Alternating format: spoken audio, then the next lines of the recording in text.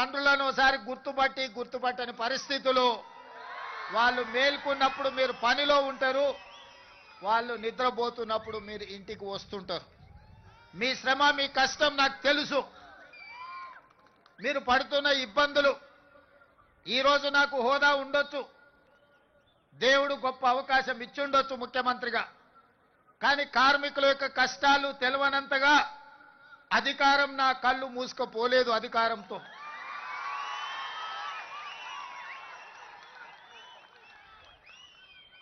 కార్మికులు, కవులు, కళాకారులను సన్మానించే నంది అవార్డు కార్యక్రమం తెలంగాణ రాష్ట్రం వచ్చిన తర్వాత కాలగర్భంలో కలిసిపోయింది 10 సంవత్సరాలు. మళ్ళీ రెండవ తెలంగాణ రాష్ట్ర ముఖ్యమంత్రిగా నేను బాధ్యతలు చేపట్టిన తర్వాత మీతో ఒక సత్సంబంధాలు ఏర్పరచుకోవాలి, మీ సమస్యల్ని తెలుసుకోవాలని మిత్రుడు నిర్మాత దిల్ రాజు గారిని ఫిలిం డెవలప్మెంట్ కార్పొరేషన్ చైర్మన్ గా, తను కూడా గ్రామీణ ప్రాంతం నుంచి కష్టపడి పైకి వచ్చినవాడు, కార్మికుల కష్టాలు తెలుసుకొని రాష్ట్ర ప్రభుత్వానికి వారధిగా ప్రయత్నం చేస్తాడు, వారధిగా ఉంటాడు అని వారిని నియమించడం జరిగింది.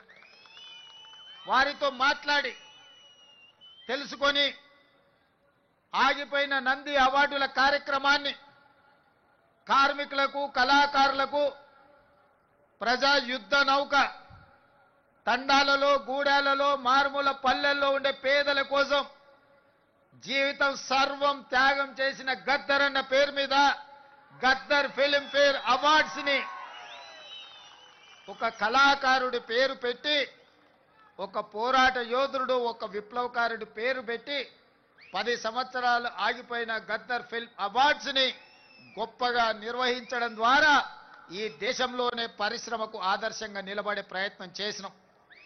మిత్రులారా, ఆనాడు మీ శ్రమతో నంది అవార్డులు సాధించడమే గొప్ప అనుకున్నాం.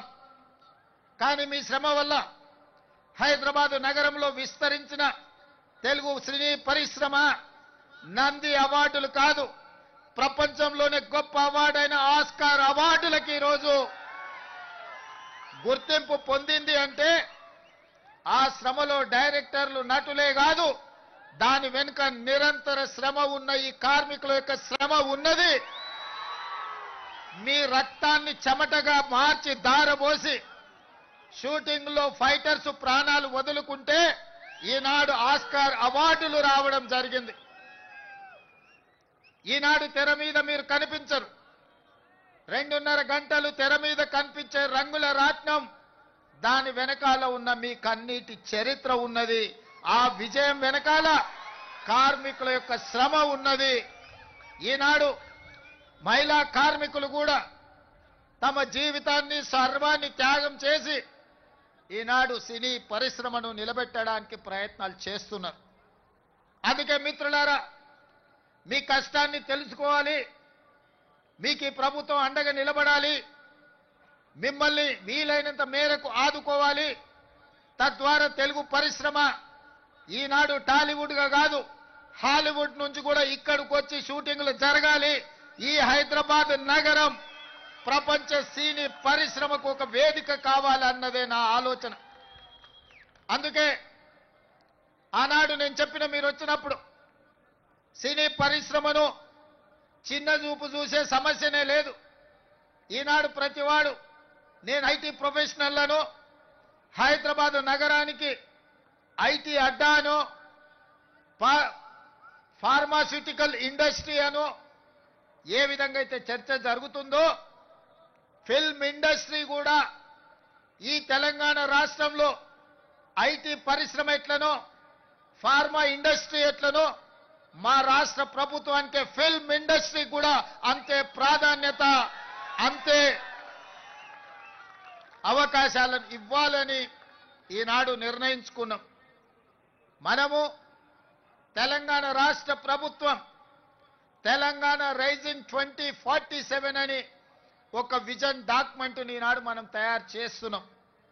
రాబోయే 100 సంవత్సరాలకి మన రాష్ట్రం ఏ విధంగా ఉండాలి, ప్రపంచ దేశాలతో ఏ విధంగా పోటీ పడాలి, ఈనాడు అప్పుడప్పుడు వాళ్ళు వీళ్ళు మాట్లాడుతుంటారు, మాకు బెంగళూరు, ముంబై, ఢిల్లీ పోటీ, లేకపోతే ఆంధ్రప్రదేశ్లో నిర్మించే అమరావతితో పోటీ అని.